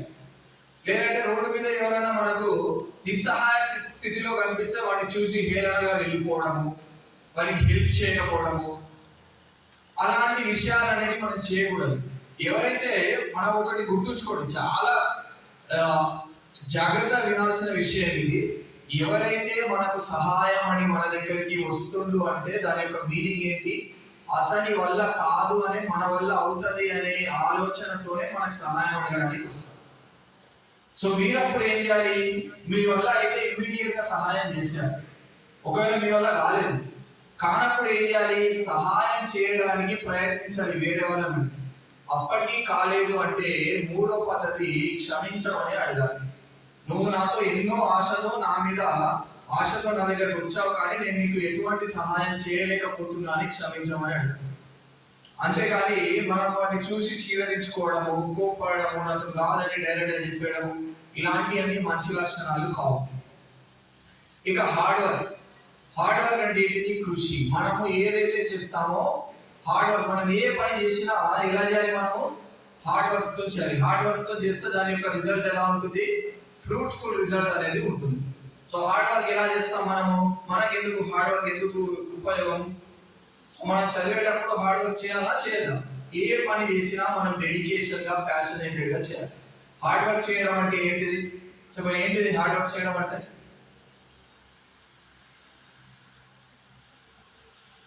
ఒక పుస్తకాన్ని 10 గంటలు చదవడం హార్డ్ వర్క్ కాదు. అందులో ఉన్న జ్ఞానాన్ని ఆవలింపు చేసుకుంటూ చదవడం హార్డ్ వర్క్. సో అది ఖచ్చితంగా ఆ పుస్తకాన్ని చదువుతున్నామంటే అది చదువుతూ పోతుంటే హార్డ్ వర్క్ కాదు. అందులో ఉన్న సారాంశము, అందులో ఉన్న జ్ఞానము మన మెదడులో కూర్చునేటట్టు చదవడం హార్డ్ వర్క్. ఇప్పుడు మన దగ్గర ఏముంటదంటే విద్యార్థులలో 3 రకాల, మన క్రికెట్ లో ఎన్ని రకాల ఫార్మాట్స్ ఉన్నాయి? 3 ఫార్మాట్స్ ఉంటాయి కదా. క్రికెట్ లో 3 ఫార్మాట్స్ ఉంటాయి. ఏమేమి ఉంటాయి? T20 cricket very good, ODI very good, test matches very good. 3 types of crickets ఉంటాయి. మన దగ్గర కూడా పిల్లలు ఏం చేస్తారంటే 3 టైప్స్ ఆఫ్ క్రికెట్ ని చాలా పద్ధతిగా ఇంప్లిమెంట్ చేస్తారు. ఏమని ఇంప్లిమెంట్ చేస్తారు? ఇప్పుడు 2020 బ్యాట్స్మెన్ ఎవరు అంటే, రేపు పరీక్ష ఉంది, రేపు మధ్యాహ్నం పరీక్ష ఉంది, ఇప్పుడు టైం టేబుల్ వస్తుంది, ఎగ్జామ్ టైం టేబుల్. 2 గంటలకు పరీక్ష ఉంది అంటే వాడు పుస్తకం ఎప్పుడు తీస్తాడంటే పొద్దున 10 గంటలకు చదువుతాడు. 10 గంటల నుంచి 11 గంటల వరకు చదివితే నాకు మొత్తం వచ్చేస్తుంది అనేవాడు 2020 బ్యాట్స్మెన్ అన్నట్టు. వీడు హార్డ్ వర్క్ చేయడు. ఇంకోటి వన్డే బ్యాటింగ్, రేపు ఎగ్జామ్ ఉందంటే ఈ రోజు చదువుతాడు వాడు వన్డే బ్యాటింగ్. ఇంకోటి టెస్ట్ క్రికెట్ వాడు ఎప్పుడో వారం రోజుల తర్వాత ఎగ్జామ్ ఉందంటే ఇప్పటి నుంచే స్టార్ట్ చేస్తాడు ప్రిపరేషన్. ఈ వారంలో ఈ టెస్ట్ క్రికెట్ ఎవరైతే ఆడతాడో మనకు సాధారణంగా మన మానసికత ఎలా ఉంటది? 2020 ఇళ్ళకి బాగా ఇంట్రెస్టెడ్ గా ఉంటాయి, అట్రాక్టివ్ గా. ఎవరైతే వాటి 1 అవర్ 2 అవర్స్ బిఫోర్ చదువుతారో వాటితోనే స్నేహం ఎక్కువ ఉంటుంది. ఎందుకంటే మనకు 2020 చాలా ఎంటర్టైన్ గా ఉంటుంది. ఇంకొందరు ఏం చేస్తారంటే వన్ డే లాంటి ఎంటర్టైన్ ఉంటుంది, వన్ డే బిఫోర్. ఇక టెస్ట్ క్రికెట్ అంటే మనం చీరలించుకుంటాం. ఒక వారం రోజులు ముందే ఎవరైనా చదువుతున్నాడంటే, అరే ఎదవా ఎందుకు చదువుతున్నారో, ఎప్పుడో ఉంది ఎగ్జామ్, ఇప్పటి నుంచి చదువుతున్నాడు, ఈడిగా కోప్ అయిపోతాడు, ఈ టాపర్ అయిపోతాడు, ఈడో పోతాడు. ఇక మేము మాకు అంతా లేదు, ఎగ్జామ్ వీడికే ఉన్నది. ఇక నలుగురు కలిసి మేము ఏం చేస్తారంటే పూసే కాడ వచ్చి మేసే కాడ చెడగొట్టేస్తారు. సో అలా చెడగొట్టకుండా ఉండాలంటే మనం ఏం చేయాలి? హార్డ్ వర్క్ చేయాలి. ఎప్పటి నుంచి చేయాలి హార్డ్ వర్క్ అనేది? డే 1 నుంచి చేయాలి. డే 1 నుంచి అంటే మీరు ఇంజనీరింగ్ ఫస్ట్ ఇయర్ వస్తున్నారు, వచ్చిన తర్వాత మీరు మొట్టమొదటిగా చేయాల్సిన పని ఏంటంటే, ఇంజనీరింగ్ ఫస్ట్ ఇయర్ లో రాగానే మీరు చేయాల్సింది ఒకే ఒక పని. ఫస్ట్ మీరు ఆలోచించాల్సింది, irrespective of your branch and irrespective of your course and irrespective of your faculty, మీరు ఫస్ట్ డే 1 ఇంజనీరింగ్ లో వెళ్ళగానే మీరు ఫస్ట్ ఆలోచించాల్సింది ఏంటి? మీరు 2023 బ్యాచెస్ 2027 జూన్ 1 రోజు మీరు ఎక్కడ ఉండాలి అనేది ఫస్ట్ ఆలోచించుకోవాలి. 2027 జూన్ 1 అనేది ఎందుకు అంటున్నారు సార్? 2027 మేలో మిమ్మల్ని పంపించేస్తాం. మే 10కో 11కో సెలవులు ఇచ్చి పంపించేస్తాం. అప్పటికి మీ యొక్క గ్రాడ్యుయేషన్ మొత్తం కంప్లీట్ అయిపోతుంది, మీరు పట్టభద్రులు అయిపోతారు. గ్రాడ్యుయేషన్ అయిన తర్వాత 27 జూన్ 1 రోజు నేను ఎక్కడ ఉండాలి? కంపెనీలో ఉండాలా? హైయర్ స్టడీస్ కోసం ప్రిపేర్ చేయాలా? ఫారెన్ లో ఉండాలా? లేకుంటే ఇంట్లో నాన్నని చూసిన బిజినెస్ చేసుకోవాలా? లేదంటే అమ్మ నాన్న చూసిన పెళ్లి చేసుకొని సెటిల్ అవ్వాలా అనేది ముందు ఫిక్స్ అవ్వాలి మెంటల్. అది ఫిక్స్ అయ్యి దాని ప్రకారం మీరు హార్డ్ వర్క్ చేయడం అనేది నేర్చుకోవాలి. నెక్స్ట్ మనకి ఏముంది?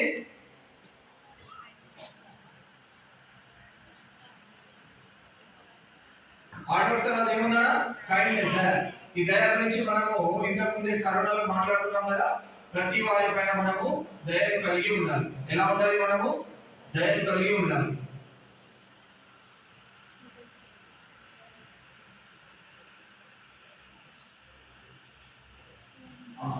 నెక్స్ట్ ఏమన్నా చూడండి, గ్రాటిట్యూడ్, కృతజ్ఞత భావం అంటే ఏమిటంటే, చాలా మంది విద్యార్థులు నిరాశ, నిస్పృహ, వైరాగ్యంలో ఉంటారు. ఏమని ఉంటారు? నాకు ఏమీ లేదు, మిగతా వాడు ఆపోజిట్ పర్సన్ ఇంకో అబ్బాయిని, మన కంపారిజన్ అనే ఒక రోగం ఉంటుంది. కంపారిజన్ అనే రోగం ఏం చేస్తుందంటే, మన ఆపోజిట్ పర్సన్ తోని మనం కంపారిజన్ చేసుకుంటాం. వాడికి అది ఉంది, నాకు ఇది లేదు, అమ్మాయికి అది ఉంది, నాకు లేదు. ఇలాంటివన్నీ మనం కంపారిజన్ చేసుకొని మనలో మనమే ఆత్మన్యూనత భావాన్ని వచ్చేస్తాం. సో మనం ఏమి ఉండాలంటే, ఫస్ట్ థింగ్ చేయాల్సింది గ్రాటిట్యూడ్ టువర్డ్స్ ద గాడ్. నాకు ఉన్న విషయాలు చాలా మందికి లేవు, నాకు ఈ విషయాలు, నాకు ఈ పరిస్థితులు, నాకు ఈ అవకాశాలు ఇచ్చినందుకు నేను చాలా కృతజ్ఞుడి. నాకు ఇప్పుడు మీరు ఆర్జేకేటీలో రావడానికి 1500 మంది పిల్లలు వచ్చారు మీ బ్యాచ్. దీనికోసం రావడానికి ఒక 20,000 మంది విద్యార్థులు ఇక్కడ అప్లై చేసుకున్నారు. 20,000 మందిలో మీరే సెలెక్టెడ్ స్టూడెంట్స్, అంటే మీకే అవకాశం వచ్చింది. మీరు దానికి కృతజ్ఞత భావంతో నుండి దీన్ని నేను ఈ అవకాశాన్ని సద్వినియోగపరచుకొని నేను ఉన్నత స్థానంలో ఉంటాను, నేను మంచి వ్యక్తిగా ఎదుగుతాను అనేది మీకు ఉండాలి. అంతేగాని నాకు అది లేదు ఇది లేదు అంటే ఏమి ఉండదు, ఎవరి దగ్గర ఏమి ఉండదు. అదంతా ఏముంటుంది, everything is depends on your mind set. Me mind set ద్వారానే మొత్తం డిపెండ్ అయిన మన మనసులో ఏది అనుకుంటామో అదే జరుగుతూ ఉంటుంది. అందుకే శ్రీకృష్ణ పరమాత్మ ఒక మాట అన్నారు, యద్భావం తద్భవతి. మనం ఏదైతే మన భావన ఉంటుందో, మనం ఏదైతే అనుకుంటూ ఉంటామో అదే అలా జరుగుతుంటుంది. మనం ఏది జరిగినా, ఏది దొరికినా, ఏది జరిగినా దానికి హ్యాపీగా కృతజ్ఞత భావంతో ఉండాలి. నాకు ఇది దొరికింది, నేను చాలా సంతోషం. నాకు ఒక వ్యక్తి నాకు హెల్ప్ చేశాడు, దానికి థ్యాంక్స్ చెప్పాలి, చాలా సంతోషం, నేను కృతజ్ఞుడిని. సో అది చాలా ఇంపార్టెంట్, గ్రాటిట్యూడ్. నెక్స్ట్ షేరింగ్, పంచుకోవడం అంటే ఏంటిది, ఒకే ఒక రకమైన పని ఇద్దరు చేస్తూ ఉంటే అతనికి అసిస్టెన్స్ అనేది మనం ఇవ్వాలి. ఇప్పుడు 4 మిత్రులు ఉంటారు, 4 మిత్రులు ఒకేలా చదువుతారనే గ్యారంటీ లేదు. 4 మిత్రులు ఏం చేస్తారు, ఒకరు ఎక్సలెంట్ టాపర్ ఉంటారు, ఒకరు మీడియం లో ఉంటాడు, ఇంకొకరు ఇంకొద్దిగా తక్కువ ఉంటారు, ఇంకొకరు మొత్తం ఫెయిల్ అయ్యే పరిస్థితిలో ఉంటాడు. ఇప్పుడు మనం ఎక్కువ ఎవరిని కాన్సన్ట్రేట్ చేయాలి, ఈ ఫెయిల్ అయ్యే పరిస్థితి ఉన్న విద్యార్థి ఎవరైతే ఉన్నాడో వీడిని పైకి లేపాలి, వీడి చేతి పట్టుకొని పైకి లేపాలి. కానీ మనం ఏం చేస్తాము, మానవ సమాజము వాడి కాళ్ళు బట్టి కిందికి లాగిస్తాము. నీకేం రాదు, నీకేం తెలియదు, నువ్వు పక్కకి వెళ్ళిపో, టీంలో ఉండాల్సిన అవసరం లేదు, నువ్వేం చదవవు అంటే కష్టమైపోతుంది. వాటికి మనం ఏం చేయాలి, మన యొక్క నాలెడ్జ్ ని వాటితో షేర్ చేయాలి. మన దగ్గర ఏమైనా తినుబండారాలు ఉంటే వాటితో షేర్ చేయాలి, మన దగ్గర ఏమైనా పుస్తకాలు ఉంటే వాటితో షేర్ చేయాలి. షేర్ చేసి ఏం చేయాలంటే వాడు ఉన్నత మార్గంలో ప్రయాణించడానికి మన వంతు సహాయం మనం చేస్తూ పోవాలి. చేస్తూ పోతే వాడు ఏమవుతాడు, వాడు కూడా సెటిల్ అవుతాడు. సెటిల్ అయిన తర్వాత మీకు ఆటోమేటిక్ గా ఫ్యూచర్ లో గుర్తు చేసుకుంటారు. మీరు 3 ఇయర్స్ మూవీ చూసారా, దేశ మూవీ కాదు 3 ఇయర్స్. అందులో 3 ఫ్రెండ్స్ ఉంటారు. 3 ఫ్రెండ్స్ లో అమీర్ ఖాన్ కి హైలీ ఇంటలెక్చువల్ ఉంటాడు, వాడు హైలీ టాలెంటెడ్. సో అతను ఏం చేస్తాడు, వాళ్ళ ఫ్రెండ్స్ ని వదిలేస్తాడా, వదిలేడు. వాళ్ళు ఎక్కడైతే తగ్గుతున్నారో అక్కడ వాడిని పైకి లేపడానికి ప్రయత్నిస్తూ ఉంటారు. సో అలానే మనం ఏం చేయాలంటే అందరికి సహాయం చేస్తూ మన దగ్గర ఉన్న వస్తువులన్నీ షేర్ చేసుకుంటూ అందరినీ ఒకదాటిపై నడపడానికి కృషి చేస్తూ ఉండాలి. తర్వాత సహకారం, షేరింగ్ సహకారం రెండు ఒకటి నాకు వస్తాయి. నెక్స్ట్ రెస్పాన్సిబిలిటీ, బాధ్యత. మనము చాలా మంది చేసే అతిపెద్ద తప్పు ఏంటంటే మన యొక్క బాధ్యతలను విస్మరించడమే. అనైతికత అంటే ఏంటిది, మనకు కొన్ని రూల్స్ అండ్ రెగ్యులేషన్స్, మనకు రెస్పాన్సిబిలిటీస్ కొన్ని ఉన్నాయి. ఆ రెస్పాన్సిబిలిటీస్ ని మనము ప్రాపర్ గా హ్యాండిల్ చేయకుంటే మనకు రకరకాల ఇబ్బందులు అనేవి వస్తాయి. ఏం రెస్పాన్సిబిలిటీ ఉంది, మీ యొక్క రెస్పాన్సిబిలిటీ ఏంటిది యాజ్ అ స్టూడెంట్? మీరు ఇక్కడ స్టూడెంట్, మీ యొక్క రెస్పాన్సిబిలిటీ ఏంటిది? What is your responsibility as a student? చదువుకోవడం. ఇంకా ఇంకేం చేయాలి, మీరు చదువుకోవడం ఒకటేనా మీ రెస్పాన్సిబిలిటీ? ఇంకేం చేయాలి? మీ రెస్పాన్సిబిలిటీస్ ఏంటి అంటే మొట్టమొదటిగా మీరు చేయాల్సిందంటే మీ యొక్క ఆరోగ్యాన్ని కాపాడుకోవాలి. ఇందాక రాకేష్ సార్ చెప్పినట్టు చాలా మంది వారానికి ఒకసారికైనా మీ యొక్క దుప్పట్లను ఉతకడానికి ఇష్టపడరు. ఆరోగ్యాన్ని ఫస్ట్ కాపాడుకోవాలి. మంచి నిద్రను కలిగి ఉండాలి. మంచి నిద్ర అంటే 7 గంటల నిద్ర అవసరం ఒక విద్యార్థి. ఆ 7 గంటల నిద్ర ఎప్పుడు ఉండాలి? రాత్రి 10 గంటల నుంచి ఉదయం 5 గంటల వరకు నిద్రపోయే సమయం చాలా ఉత్తమమైన సమయం. అందుకే మన విశ్వవిద్యాలయం వాళ్ళు ఏం చేస్తారంటే 9:40 9:50 నుంచి మీకు హాస్టల్స్ పంపించడానికి ప్రయత్నిస్తారు, వసతి గృహాలకు వెళ్ళిపోతారు. కానీ మనకి ఏంటిదో 8 గంటల నుంచి 10 గంటల వరకు ఏదైతే స్టడీ అవర్ ఉంటుందో ఆ స్టడీ అవర్ లో మనం చదువుకున్న రకరకాల ఆలోచనలు వచ్చి ఎప్పుడైతే రూమ్ కి వెళ్ళి బెడ్ మీద పోతామో అప్పుడే ఎక్కడే ఎనర్జీ మొత్తం వచ్చేస్తుంది. ఇప్పుడు నేను రాస్తా చదువుతా అనే ఎనర్జీ మొత్తం అప్పుడే వస్తుంది. అప్పుడు బ్రెయిన్ అనేది ఎట్లా యాక్టివ్ అయిపోతుంది అంటే ఒక 2-3 గంటలు మనం ఏం పని చేస్తున్నాం మనకు తెలియకుండా ఉండిపోతుంది. సో అలాంటి పనులు చేయడం వల్ల ఏమవుతుంది, మనకు ఆటోమేటిక్ గా నిద్ర, సరైన నిద్ర అనేది దొరుకుతుంది. సరైన నిద్ర దొరకకపోతే అది కూడా మీ యొక్క రెస్పాన్సిబిలిటీకి భంగం కలిగించింది. ఇంకో రెస్పాన్సిబిలిటీ ఏముంది, మీరు సమయ పాలన. టైంకి ప్రతి చోట మీరు ఎక్కడ ఉండాలో అక్కడ ఉండిపోవాలి. టైంకి 9 గంటలకు క్లాస్ స్టార్ట్ అవుతుందంటే మనం 8:55కి క్లాస్ లో ఉండాలి. కానీ మనం ఏం చేస్తాం 9 గంటలకు స్టార్ట్ అవుతుందంటే 9:10, 9:15 ఇంకా వస్తూ ఉంటుంది. ఏమైనా నాన్న అంటే మెస్లో టిఫిన్ అయిపోయింది, లేకుంటే నేను వెళ్ళలేదు, నేను ఇవ్వలేదు. ఇక కొందరు ఉత్తమ విద్యార్థులు ఉంటారు. ఆ ఉత్తమ విద్యార్థులు ఏం చేస్తారంటే పొద్దున 9 గంటల క్లాస్ ఉందంటే వాడికి 8:30 జ్ఞానోదయం అవుతుంది. అప్పుడే చేస్తాడు వాడు. 8:30 చేసి బ్రష్ చేస్తాడు. చేసేసిన తర్వాత స్నానం చేసే టైం ఉండదు, ఓపిక ఉండదు. ర్యాక్ లో నుంచి ఫాగ్ ఒకటి తీసి రప్ప 2 సార్లు కొట్టినట్టు స్నానం అయిపోతుంది. ఇన్స్టంట్ స్నానం చేసేస్తాడు. టిఫిన్ కి వెళ్తాడు. ఫస్ట్ ముందే ఫోన్ చేస్తాడు. టిఫిన్ లో ఏమున్నదిరా? ఉప్మా అయితే కట్టిలో తినద్దంటే వెళ్ళిపోవాలి.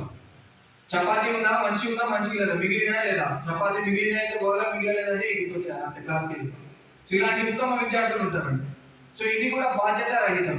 సో మీ రెస్పాన్సిబిలిటీ మీరు ప్రాపర్ గా ఫుల్ఫిల్ చేయాలి.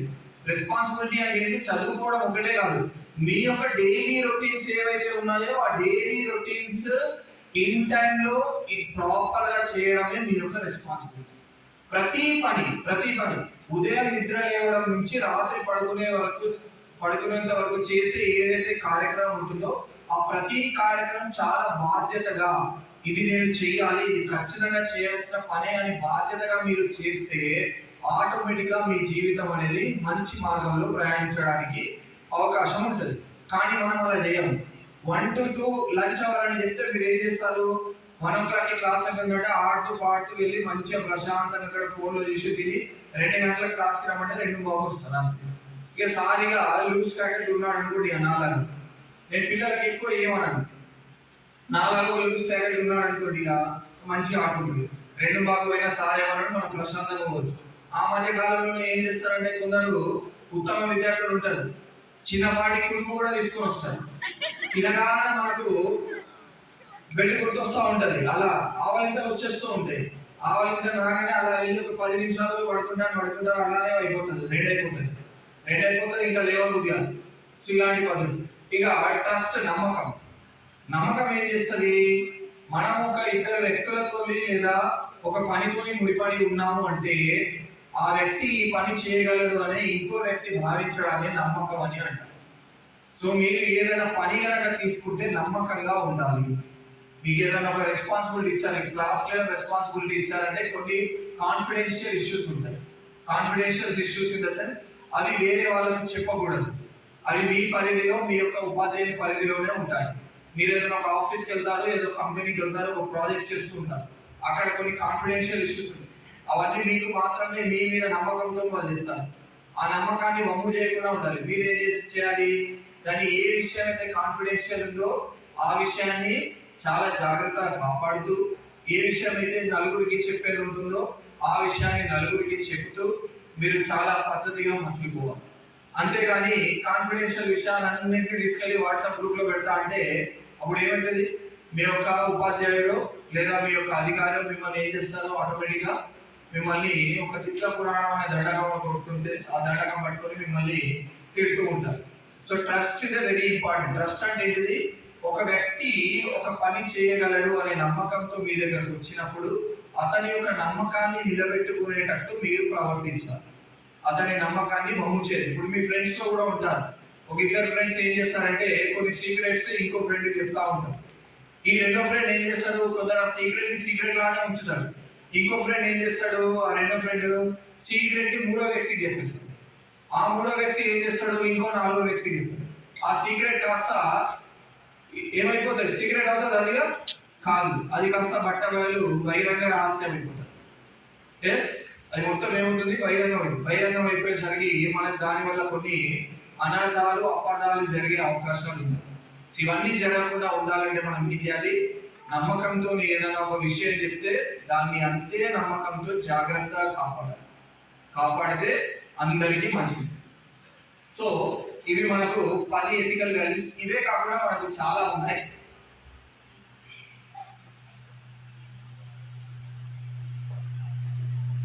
వీటి గురించి పీపీటీలో నేను మొత్తం రాశాను. తర్వాత importance of ethical values.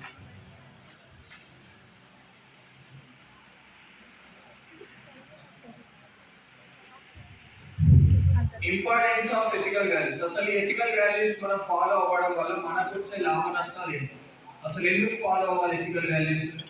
Ethical values follow అవ్వడం వల్ల ఈ కొన్ని లాభాలు మనకు జరుగుతాయి. ఇవే కాకుండా చాలా రకరకాల లాభాలు జరుగుతాయి మానవ జీవితంలో. అందులో నుంచి కొన్ని లాభాలు: మేక్ సొసైటీ బెటర్. మీరు పద్ధతిగా ఉంటే ఆటోమేటిక్గా ఆపోజిట్ పర్సన్ కూడా పద్ధతిగా ఉంటుంది. ఆపోజిట్ పర్సన్ పద్ధతిగా ఉంటే ఇంకొకరు పద్ధతిగా ఉంటుంది. ఇలా అందరూ పద్ధతిగా ఉంటే మన యొక్క సమాజం అంతా పద్ధతిగా ఉంటుంది. అసలు మనమే తప్పు చేశామంటే మన తప్పును చూసి ఇంకో వ్యక్తి తప్పు చేస్తాడు, ఇంకో వ్యక్తి తప్పు చేసి ఆ ఇంకో వ్యక్తి ఏం చేస్తాడు, ఇంకో వ్యక్తిని నేర్పిస్తాడు. అలా ఏమైపోతుంది, మన యొక్క సొసైటీ ఎన్విరాన్మెంట్ మొత్తం పాడైపోయింది. పాడైపోయిన తర్వాత చివరికి ఏం చేస్తారు, ఎవరిని బ్లేమ్ చేస్తారు?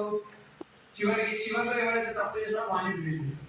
వాడు ఏం చేస్తారు, ఇంకోటిని బ్లేమ్ చేస్తారు. సో సొసైటీ మంచిగా ఉండాలంటే ఫస్ట్ మనము మంచిగా ఉండాలి. మనం మంచిగా ఉంటేనే సొసైటీ అనేది మంచిగా ఉంటుంది. మీకు ఒక చిన్న కథ చెప్తాను. ఇప్పుడు ఒకరు తప్పు చేస్తే ఏం జరుగుతుంది అనే దాని గురించి ఒక చిన్న స్టోరీ చెప్తాను. ఒకనొక గ్రామంలో ఏమవుతుందంటే ఒక ఇద్దరు భార్య భర్తలు ఉంటారు. వాళ్ళ దగ్గర ఒక జీవి ఉంటుంది. ఆ జీవి ఏంటంటే దాని తర్వాత చెప్తాను. ఒక జీవి ఉంటుంది. ఆ జీవి ఏమవుతుందంటే కాలక్రమేణా కొన్ని రోజులు వాళ్ళకి సేవలు చేసిన తర్వాత జీవి కాలం చేస్తుంది, చనిపోతుంది. జీవి చనిపోయిందని చెప్పేసి ఈ భార్యాభర్తలు ఏం చేస్తారంటే బాగా శోకంలో వెళ్ళి దుఃఖిస్తారు. దుఃఖించి ఆ జీవికి అంత్యక్రియలన్నీ చేస్తారు. అంత్యక్రియలు చేసిన తర్వాత ఆ జీవికి ఒక పేరు పెడతారు. ఒక పేరు పెట్టేస్తారు. ఏ పేరు పెడతాం జీవికి? ఏ పేరు అంటే ఆ పేరు పెడతాం. ఏం పేరు పెడతాం జీవికి? ఏం పేరు పెడతాము? ఏంటిది? చింటూ. సరే, చింటూ అనే జీవి చనిపోయిన కాలక్రమేణా అంతా గురువు కూర్చున్నాడు. అయితే ఆ రాజ్యం ఏమవుతుందంటే ఇద్దరు సైనికులు వస్తారు. సైనికులు వచ్చి మీరు ఎందుకు గురువు చేసుకున్నారని అడుగుతారు. అడగగానే వీళ్ళు అంటారు, మన రాజ్యంలో చింటూ అనే వ్యక్తి ఉండే. చింటూ అనే వ్యక్తి చాలా సేవ చేసిండు, మన రాజుకు మన రాజ్యానికి చాలా సేవలు చేసిండు కాబట్టి అతనికి ఆత్మశాంతిగా నేను గురువు తీసుకున్నానని అంటారు. అనగానే ఈ సైనికులు ఏం చేస్తారంటే, అసలు నేను చింటూని ఎప్పుడు చూడలేదు, ఈ రాజ్యంలో ఎవరో ఏమో, ఇప్పుడు నీకు తెలియదు అని చెప్తే వీళ్ళ దగ్గర నా యొక్క పరువు పోతుంది. సో కాబట్టి నాకు కూడా చింటూ తెలుసు అని చెప్పేసి ఇతను కూడా ఏం చేస్తారు, ఇద్దరు గురువు చేసుకొని రాజ్యానికి వెళ్తారు. రాజ్యానికి వెళ్ళిన తర్వాత మళ్ళీ మంత్రి చూస్తారు సైనికుల్ని.